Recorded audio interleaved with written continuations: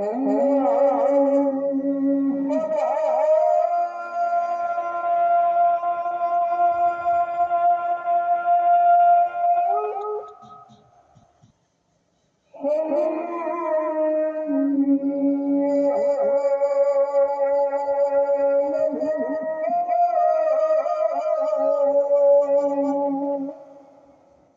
the sun set, the Prophet, peace and blessings of Allah be upon him, asked them, "Do you know where the sun goes?"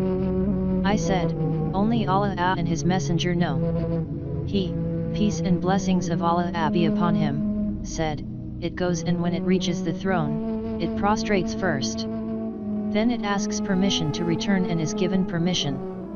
And that day is near.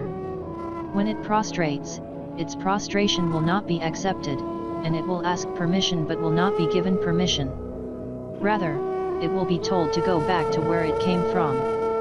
So on that day, it will rise from the west."